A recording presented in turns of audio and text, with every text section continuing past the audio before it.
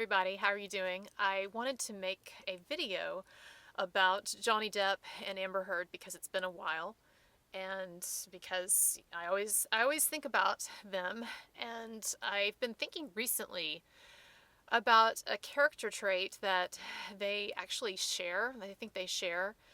And of course, I don't want to really draw any similarity between Johnny Depp and Amber Heard in a way because, we know that Johnny Depp is such an awesome, wonderful person, and Amber Heard is not. But at the same time, there's something I've been thinking about. It's kind of interesting from a psychoanalytic and a philosophical level. So I want to start with Amber Heard. And I think that one of the interesting things about what she's done is that even though I know that she, in a lot of ways, has pulled it off, or at least for a while she did, in that she got some mileage out of her whole hoax story. She got some mileage out of it with some activism and stuff, and, became a UN ambassador or UN human rights champion or whatever the fuck she is. Anyway, I know she got some mileage out of it, and I know she got some positive press for a while, and I know that she won, or in a way, she won the UK trial. I know it wasn't exactly like that, but she came out of the UK trial in general to the public and with the media looking good. But at the same time, this gambit that she's trying here, this plan, this scheme, it's going to come to a bad end. I mean, it already has. It doesn't really, in a way, it's almost, I hate to say this, but it's almost kind of irrelevant what happens in Virginia. As much as I want Johnny Depp to win, and for something to be legally proven in court, it's almost irrelevant at this point because she really is like a poisoned well now. And I don't know if she's going to be an Aquaman 2 or what, but I mean, I think that ship is sunk in terms of her career, sooner or later. And so, all of this, whatever happens with the trial, she's really herself, right? And and she had to have known, the thing that gets me, okay, is that she had to have known, or there had to have been a part of her when she started down this course, this path, years ago with this hoax. She had to have known that it was really, it was risky, or that there were 1,000 things that could go wrong with it, or that it could backfire, I mean, it was, in some ways, it was such a ballsy, bold move, but also kind of crazy.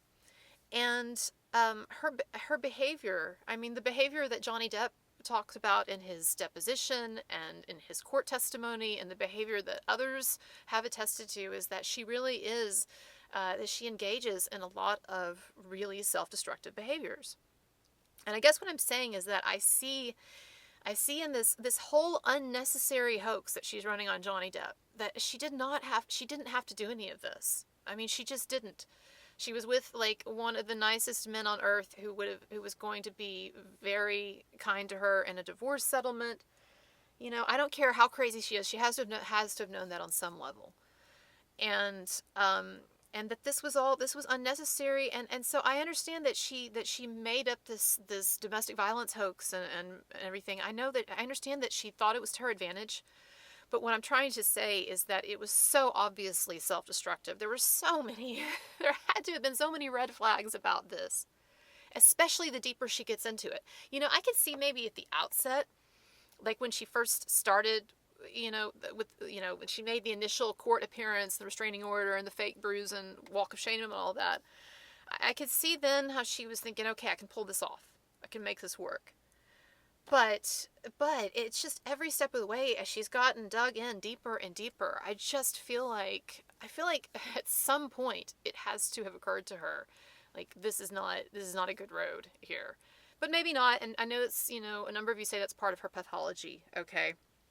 But what I really think is interesting, and this is what I want to get at here, and I think this will get at something that she and Johnny Depp share in common, which has to do with their childhoods. There is, in psychoanalytic theory, there is this idea of something known as the death drive, or the self-destructive instinct. And I've talked about it a little bit before. But Freud and others, and a number of his disciples and followers and so forth, and a number of people since then, have identified that just like humans have a desire to progress and move ahead in life and do well and be healthy and whatever, and be sane, there also seems to be this contradictory, sort of wild instinct to do things that are destructive or self-destructive, and that actually can bring chaos to one's life. And I know I've talked about that before, but one of the reasons for this, okay, is that within us all, and I talked about this a lot in the sex video, so check it out if you haven't seen it, but within us all, there's a kind of a cognitive split between all kinds of different things, right? But just think about how many things in your life you're sort of conflicted over. And it could be something as simple as like, am I going to drink a soda today, even though I know that it's like poison for my body or whatever, right? How many times have you made a resolution and then like the next hour you're breaking it? 5 minutes later you're breaking it. So there's this conflict that we all have. And what I'm trying to say is, okay, it's normal to have a kind of a cognitive split between different things. Okay, because we're very complicated people. We have all of these different facets and sides and layers, and they don't fit together nicely. Okay, it's a very awkward thing of taking all of this stuff and making it fit into one psyche, one person. Okay, and I'm talking about from like a psychoanalytic level, but also from a biological level, because our brain, evolutionarily speaking, our brain developed, in stages. And so there are parts of our brain, that are more primitive. People call it the lizard brain, or you could think the animal brain or whatever. There's parts of our brain that are more primitive, and then there's like the higher reasoning and, ethics and whatever. I'm not a biologist, but you know what I'm trying to say. There's these mechanisms and these layers that grow, right, over the evolutionary time, over the evolution of species. And the point is, they don't all fit together seamlessly. And so from a psychoanalytic perspective, if we look at someone who seems to have, on the one hand, seems like they're trying to do really well in life, like she's really driven with her career and with her choice of men, I would say, and all of this, like in some ways she has it really together. But in other ways, I mean, she's just a self-destructive, crazy, train wreck, toxic person, right? And so there's, in cases like this where you see a real disjointedness between two sides, especially a self-destructive side, someone with seemingly a strong death drive or self-destructive instinct, usually you can look back at the home environment and childhood, and what you'll see is a childhood experience that was very, very bifurcated between extremes. And so, and again, I'm not making anybody feel sorry for Amber Heard, like, oh, it's okay that she's, a fucking nightmare because of how she was raised. But I'm just saying, I'm not God. I can't adjudicate ultimate, like, moral, ethical guilt. But I'm just trying to, like, explain, like, part of what I think went wrong with her and what makes her dangerous now. But part of what went wrong with her is that we know that her father, David? Yeah. We know her father was abusive, and I'm not going to go over the reasons why we know, but things that Amber has said, and then things that Jennifer House said in her letter to Whitney, and anyway, we know that. And in fact, Jennifer House said to Whitney that what Whitney and Amber had been through was a living hell. And so we know that Amber grew up in an environment where the father was really, really a nightmare, and probably very terrifying at times. But also, we get the sense very charming as well. Amber's also very proud of her dad. And at the same time that she said some things before about how things were rough, or he was rough growing up, and then at the same time she's proud of how he's this tough-talking, Texan guy. And so there's that sort of split there. But also, when you think about Paige, when you think about the mother, Amber's mother, who's dead now, but when you think about her, she has always come across as being this sort of like kind of almost like kind of like quiet, or more timid. Timid might be the word. And it seems like the dad just kind of terrorized her and walked all over her when Amber was growing up. And then it seems like Amber basically does the same thing with her mom now. And I know, you know what I'm referring to, that video where she and her mom are at some kind of Hollywood event or something, and the mom is like really proud of her daughter. Paige is really proud of her daughter, and she's kind of and she's talking to this, I guess, paparazzi guy or whatever, who's trying to engage the mom in conversation, like, oh, who's your daughter or whatever. And so like Paige is kind of proudly talking to him, and then Amber's like, don't make eye contact or whatever.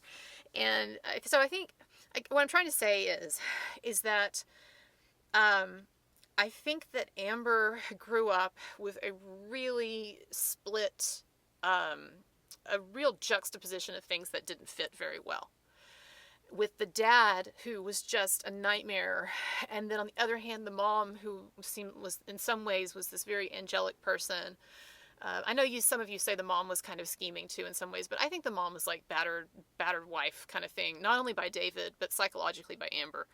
I think Amber terrifies her and Whitney in a lot of ways. I don't know. But anyway. And I know she also paid Whitney off, so that's a different motive. And so growing up, so the point that I'm trying to make, okay, I really am coming to a point here, is that this kind of extreme bifurcation, as the child is developing, it sets in at the level of a sort of a structural like problem in the psyche. Structural, not in the sense of like, if you actually operated on the brain, you would see a division.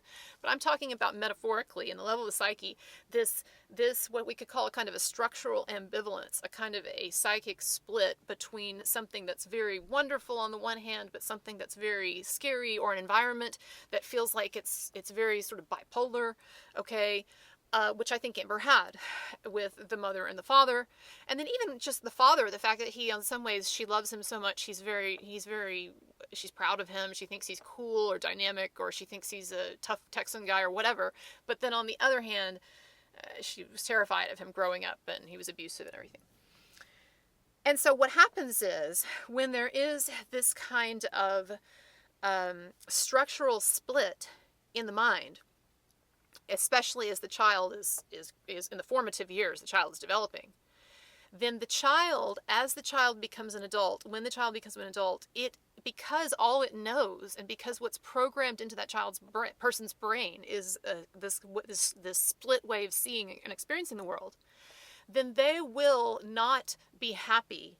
They will not be content with a life that we would say is totally stable or good, or whatever term you want to use for it, or loving or safe or whatever, because they are not comfortable with things only being in that one realm of something that is safe or good or contented or whatever word you want to use, and orderly.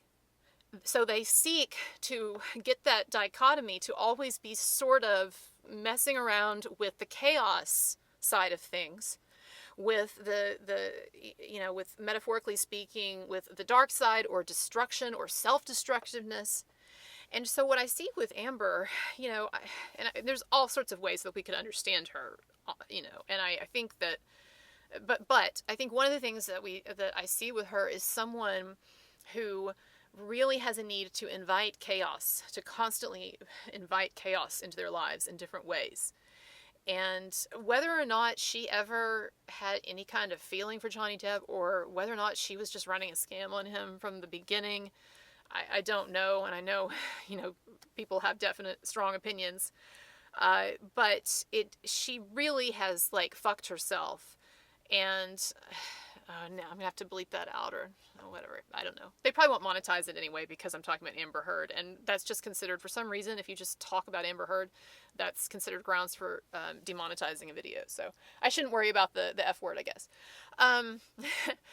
But no, she has really fucked herself, and she should have seen this in some way coming, because it is just such a big thing. It's such a big thing that she's doing. It's just, it's unbelievable. It's unbelievable. It's so unbelievable that if you wrote like a novel, my nose is running. If you wrote a novel about it or a screenplay, people would be like, "Man, this is crazy."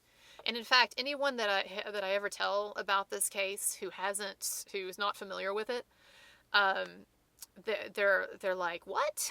That's crazy. This woman is running this actress, this major actress, or major actress, but this actress is running this extensive hoax for years long hoax on this major movie star, and she was beating him up all the time, it turns out, but she's running this hoax accusing him of that and using it to become a UN human rights champion. It's just crazy. Now, I told you I was going to talk about Johnny Depp, and so let me talk about what they share in common. Like Amber Heard, Johnny Depp grew up with a parent who was both extremely charismatic and charming, and when she was in her prime, physically beautiful, looked a lot actually like Amber. I've seen like 1 or 2 pictures of her when it looks like in her 50s, and she looks a lot like Amber, like an older version of Amber, who's had maybe 1 too many cigarettes. Okay.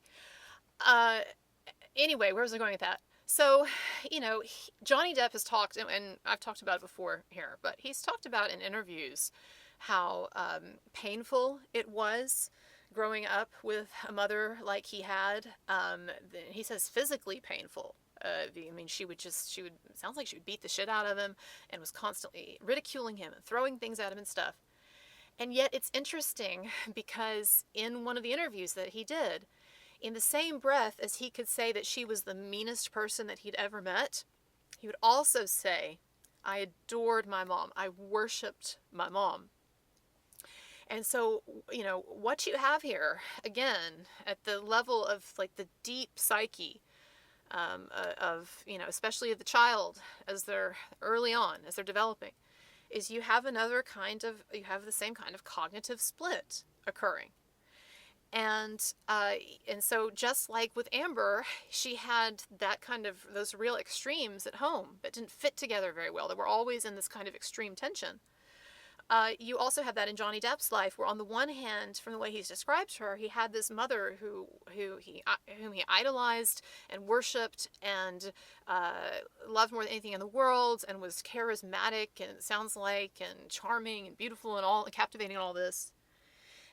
And at the same time was horribly abusive, and it sounds like just a nightmare. A nightmare. And that's how he describes his childhood in a way, the way he describes it. And is it any wonder that he's so attracted, and has been throughout his career, to some of these dark roles? Why is he so into the dark stuff? Okay, and I'm not criticizing it at all. Believe me, I understand it very well. I can identify with it very well. But why is he into all of these, playing a number of these darker characters and kind of like weird, sort of gothic stuff?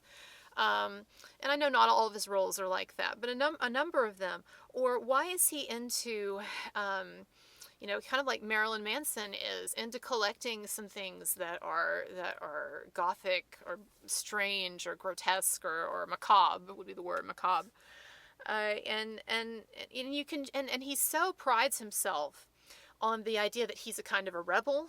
In fact, he liked for Amber's mom to call him, she called him not my son-in-law, but my son outlaw, right? He really likes that image as a kind of this like rock star rebel. And again, I'm not critiquing that. I'm not criticizing that. What I'm saying is that I think that on the one hand, Johnny Depp he's such a nice guy, it sounds like, and so tender-hearted and so psychologically angelic in the way that he treats others and the way that he loves others and gives of himself and is financially generous and all of this. And at the same time, I think that he's attracted to dark things. I'm not saying that he has a darkness. I'm not saying he's like Amber Heard, that he's got a kind of a darkness that he's playing out with other people. Although, why is he attracted to, someone like her who is so obviously just dysfunctional and does have this dark side? I mean, he said that basically, in his testimony, he said that basically from the beginning of their relationship, she was beating the shit, or I shouldn't say beating the shit out of him, but she was a nightmare. And so it doesn't sound like it was a situation where, she kept up a good face for very long. It sounds like it was a very up and down thing, right? Like sometimes things could be amazing between them, and then this person would come out. I don't know. But I do know that it seems like from people like Doug Stanhope, from what he said, and other friends of Johnny Depp, and people who were around Amber Heard, and even Marilyn Manson's assistant, Paula, that I spoke with about this in that interview, who spent Thanksgiving dinner with Amber Heard, it really seems like it was obvious to anybody who was paying attention that Amber was trouble and that she was kind of messed up. It doesn't seem like she was able to put one over on the people around Johnny Depp. And in fact, it doesn't seem like she was really able to put one over on anyone in that circle. And that's what Doug Stanhope said, is that like something, I'm paraphrasing him, but something about like from the beginning, it was people around, and everybody around Johnny Depp disliked her. And so what am I trying to say? I'm saying that there had to have been some warning signs that Johnny Depp saw, or red flags, or whatever you want to call it. But there had to have been indications that something was very off about this woman. I mean, one indication, might be when she's drinking multiple bottles of wine in a night. I'm not trying to insult alcoholics or anything like that. And I know Johnny Depp drinks a lot too, so maybe he didn't care, right? It's like, yeah, she's perfect for me. She drinks as much as I do, or more than I do. There's this Chris Rock joke from a long time ago, some stand-up of his that I was watching, and he was making this joke about like how if one person in the relationship is into something, then the other person has to be into it. And so he was like, yeah, I mean, like if you're smoking crack, then your lady better smoke crack too. Something like that. Okay, but anyway, what was my point with all of that? I'm just trying to say that I do think Johnny Depp has something that he is trying to work out unconsciously, psychologically, with a kind of attraction to chaos and to extremes. And I don't know that that's played out in all of his relationships. I don't really know anything about the other women. Winona Ryder seems like a very nice person to me, but let's not forget, look, I'm not saying this in at all a judgmental way, because I'm sure I've done things in my life that are worse than shoplifting, a diamond necklace or something. I mean, that wasn't really hurting anybody, I guess. But here's my point. What was I saying about that? Not that you should steal things, but that Winona Ryder, there might be some darkness going on in that girl. That's just not something that like everybody does, is shoplift expensive, what was it, like thousands of dollars necklace, or am I getting that wrong? I'm not trying to trash Winona Ryder, and I know she has this successful career rebirth, and that she stood behind Johnny Depp and submitted that statement to the court and everything. It's so wonderful for her. I'm just trying to say that we don't know as much about Johnny Depp's private life or about the women that he dates or has been with or whatever as we might think we do. And I'm just saying that it may be that Amber Heard, although she turned out to be a bad person, unlike the others, it may be that his choice of women, actually, if we really knew these women and what they're like in romantic relationships, we might find that actually there's some kind of a consistent thread of some kind running through this. I mean, like Kate Moss, she is like this notorious, I know that now she's like off the drugs and doing yoga and stuff, but I mean, for like decades, she was like the poster child for the hard partying, I don't give a fuck model. I don't give a fuck model or whatever. And I think about like she dated Pete Doherty for a while. I'm assuming that you all know who that is, but I mean, you don't date Pete Doherty if you don't have a dark side. That's all I have to say about that. And again, not a judgment on him either. He seems like a really interesting guy. I think that, he needs to write. Has he written a biography? I would read that, a memoir by Pete Doherty. He better write it soon anyway, because he's probably going to be dead before too long. Yeah, I think that's... what I'm trying to say is that I think that Johnny Depp is someone who is also not comfortable with just a kind of a safe, nice, happy, sedate, contented, healthy environment. I think that he is someone who has to have some of that other side. He has to have that kind of split and that kind of bifurcation. And from a psychoanalytic perspective, which makes him, I should say, which makes him self-destructive. And, you know, and so I guess, you know, what I'm saying is that is it's a very difficult character trait to get over, because that desire to maintain a kind of a split, such an extreme split in self, it really, for some people, is so foundational that even when they don't know that they're acting on it, that they're playing it out, they're doing it unconsciously, right? So it's not like I don't think that Johnny Depp, when he met Amber Heard, I don't think that he consciously thought, wow, this girl's a fucking mess, right? Or whatever. No, I mean, there were all these things that I know are amazing about her, and she's beautiful, and I'm sure she's great in bed. Don't get angry for me for saying that. You know, all of this stuff. And you know, we can make fun of her for the reading and everything, but I'm sure she's intellectual enough. I don't know. Anyway, my point is, I don't think that he looked at her and was like consciously thinking bad things. I think he thought, wow, this is an amazing but really complex woman. But I think that there's a part of him unconsciously that might have been responding to some of the unhealthy stuff as well, or some of the stuff going back to like with his mother, and being attracted to someone who seems like she lives life very much on the edge. And maybe that's where I can sort of like bring this kind of together, is that I think that Johnny Depp really prides himself on on living life on the edge, living life in an edgy way, and with all that entails and all that encompasses. And it encompasses great things too, because it makes him such an individual, and it makes him interesting, and it makes him like not like, you know, all of the boring people all over the place, you know. And there is something really appealing about that, and it comes through in his films. But it has, like everything, it has its downside. And that is really one of the things too, that when you just study more about the psyche and philosophy of the psyche and of the self, is that you find, and this is nothing like, it's not rocket science anyway, I mean, you all know this, but you find that every positive quality has a kind of a negative side. And it's kind of like when you're dating somebody, the thing that attracts you to someone when you're dating them is also often the thing that will end up driving you crazy later. And so there's like, you know, there's a flip side to everything, or there's a negative to everything. And so people who are really like Johnny Depp, who are really attracted to life on the edge, it has so many positives, but at the same time, it has some negatives. And I think, you know, one of those is named Amber Heard.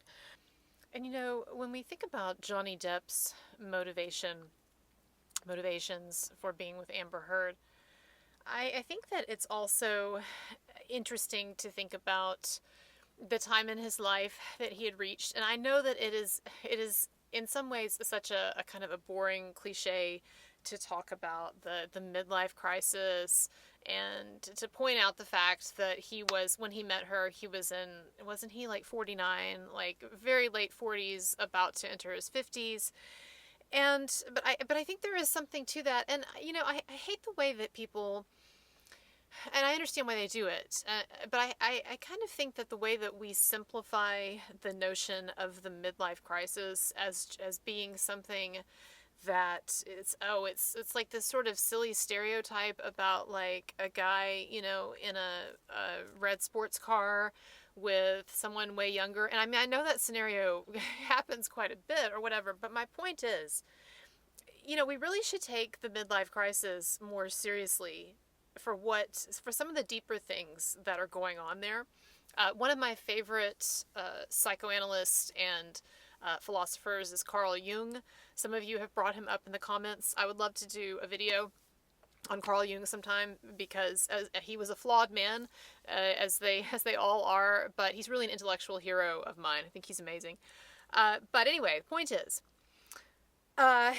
he took the midlife crisis very seriously because he wrote about it a lot. And he wrote about how, in fact, far from being a kind of just a useless time in one's life where one is being frivolous and ridiculous, in fact, what the midlife crisis represents is, or can represent for people, is really the first fundamental time that they have actually faced deeper questions of what is the meaning of life, because Jung says that you spend the first, let's say, 30 years of your life, and of course it can be different for different people, so we'll say 30, 40, 50 years of your life, okay? You spend a certain amount of that time, your youthful period, a lot of that is about like just trying to get from point A to point B.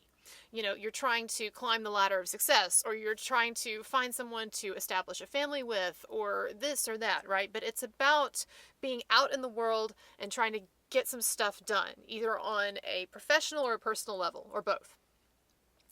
But Jung says that when we reach middle age, to the point of when people start having these midlife crises, which, as we know, can occur anytime from I've known people who have midlife crises when they're mid-30s, not to make you feel old if you're in your mid-30s, but anywhere from mid-30s to, late 50s, right? And so Johnny Depp, and so what I was saying about that with Jung is that Jung felt that after that period, that initial period of trying to get things done and get from point A to point B, or climb the ladder of success, or establish a family or whatever, that once one has these things, or once one has maybe a number of the things that one set out to achieve, or that one wanted, whether it's money or career, some degree of career success or family life or whatever, that one becomes aware of the fact that one is still, unfortunately, not happy. I don't mean not happy like not content in a lot of ways, or they don't love their family, or they might, or their job is not fulfilling or whatever. I'm talking about a deeper existential idea. The French philosopher Jaques Lacan, that I talked about in a previous video, he called this the lack, L-A-C-K, the lack. And the lack as in like a void, as in something is missing, something is not there, something is desired that is not there. And Lacan said that this lack, this feeling that something is missing, is a constitutive feature of the human experience. In other words, no matter, you could theoretically get everything that you want. Let's say that you sat at the beginning of your adulthood, say you're a young adult, and you make a list of all of the things that by 40, say, you want to have achieved, or 50, I don't care. Okay, don't get hung up on the numbers. I'm talking about a developmental process. It doesn't matter to some degree what the age is. But let's say that you set out early on in your life, you have this list of things. You could achieve, if you could hypothetically achieve everything on that list and get everything on that list, and still you will feel that something is missing. You will feel that there is something empty to a degree, or something lacking. And that is what Lacan called the lack. As in like the ultimate lack, as in the ultimate thing that is missing. And people find different ways to address this, some more successful than others. So religious, spiritual faith, really, generally healthy, good thing, except if it's taken to extremes. But people, less healthy things like substance abuse, addictions, and all kinds of things in between. But the point is that it's never ultimately answered. And so what desire is to Lacan and to others, what desire is it is a kind of receding mirror effect. And what I mean by that is, if you think about, if you've ever taken, like when you're playing around as a kid or whatever, taken a mirror and hold it up to another mirror, to where you can see that sort of that tunnel of rectangular mirror images that stretches back. Or if you've ever been in a kind of a carnival, like fun house, like a house of mirrors, and so you know how like you get that receding mirror effect. And the thing is that you never get to the end of that. It's always one beyond.